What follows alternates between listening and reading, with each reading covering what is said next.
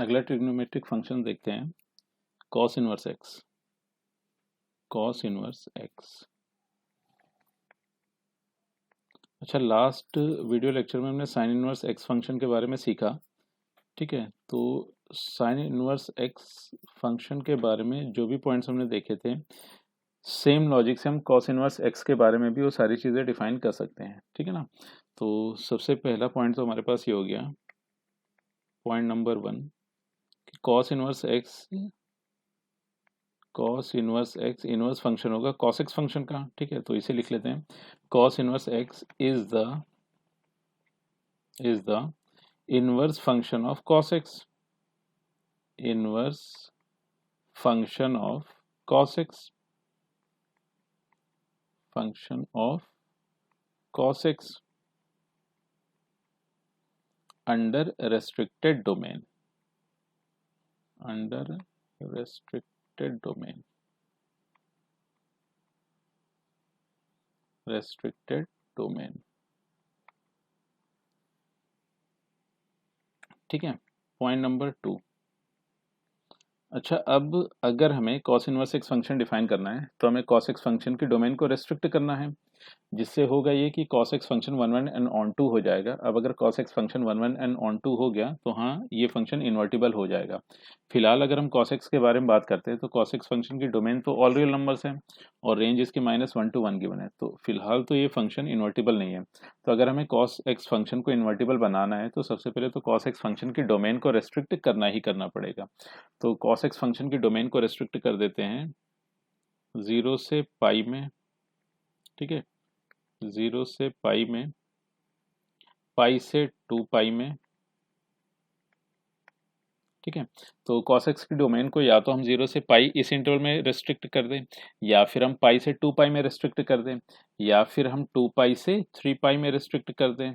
तो ऐसे तो हमारे पास इनफाइनाइट इंटरवल्स होंगे। ये हो जाएगा 2 पाई से 3 पाई। ठीक है ना। तो ऐसे तो हमारे पास इनफाइनाइट इंटरवल्स हो जाएंगे जहां पर ये cos x function invertible function होगा। तो इस तरह से हम फिर से बोल सकते हैं कि cos इनवर्स x फंक्शन को हम इनफाइनाइट तरीकों से रिप्रेजेंट कर सकते हैं। ठीक है, तो नेक्स्ट पॉइंट लिख लेते हैं, restrict restrict domain of cos x, domain of cos x in any of the in any of the given interval, given interval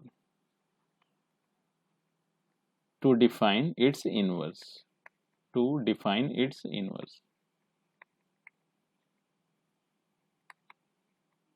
its inverse। ठीक है, तो अब cos x के डोमेन को हम या तो इस इंटरवल में रेस्ट्रिक्ट कर दें, या इस इंटरवल में रेस्ट्रिक्ट कर दें, या फिर हम इस इंटरवल में रेस्ट्रिक्ट कर दें। तो ऐसे हम किसी भी इंटरवल में रेस्ट्रिक्ट कर दें तो इससे होगा ये कि cos x function 1 1 and on 2 हो गया। तो हाँ, अब ये फंक्शन इन्वर्टिबल है, तो इसका inverse cos inverse x exist करेगा। ठीक है, तो थर्ड पॉइंट देख लेते हैं।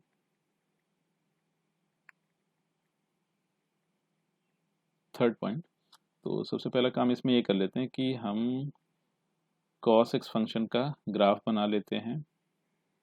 तो ये तो हमें मिल गया x, ये हो गया x डैश, ये y एंड ये y डैश, और ये हमारे पास एक स्ट्रेट लाइन सेगमेंट हो गया y is equal to 1,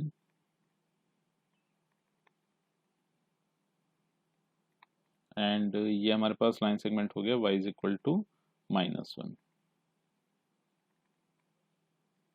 y is equal to -1, और ये हमें ग्राफ मिल गया cos x फंक्शन का।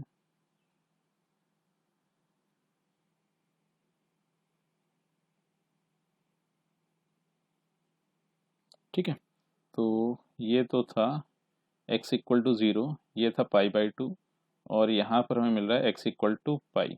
ठीक है, और ये पॉइंट हो गया x इक्वल टू 2 पाई, यहाँ पर हमें मिला x इक्वल टू -पाई।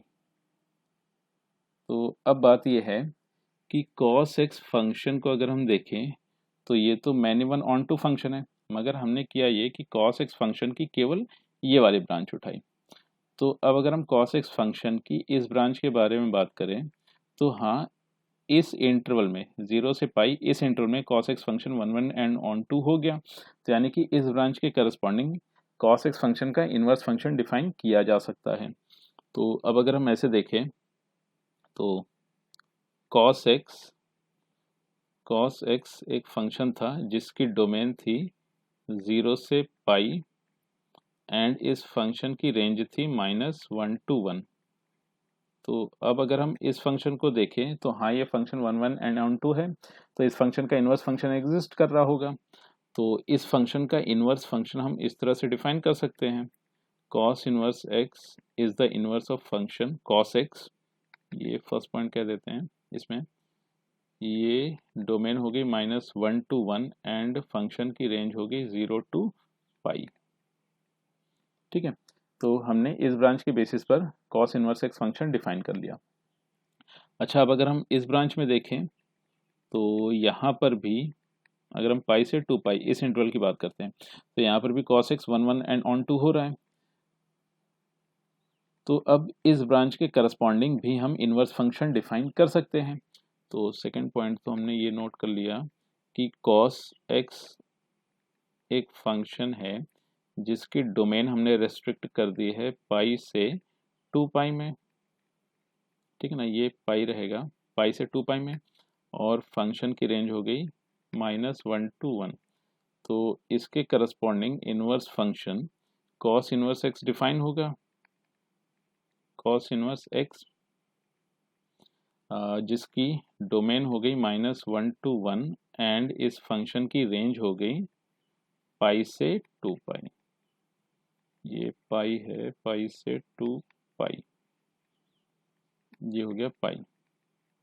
ठीक है, तो अब अगर इस तरह से भी देखें तो हम cos इनवर्स x फंक्शन को भी इनफाइनाइट तरीकों से डिफाइन कर सकते हैं, मगर 0 से पाई ये जो इंटरवल हमारे पास आया है ये इंटरवल प्रिंसिपल इंटरवल या फिर फंडामेंटल इंटरवल है। तो इन स्टैंडर्ड अगर हम बात करें तो cos इनवर्स x अगर फंक्शन हमें डिफाइन करना है तो हम इस प्रिंसिपल ब्रांच के करस्पॉन्डिंग ही डिफाइन करेंगे। तो नेक्स्ट पॉइंट में cos इनवर्स x फंक्शन की डेफिनेशन लिख लेते हैं। तो cos इनवर्स x फंक्शन को डिफाइन कैसे करेंगे? तो cos inverse x is a function whose domain is -1 to 1 and its range is 0 to pi, 0 to pi।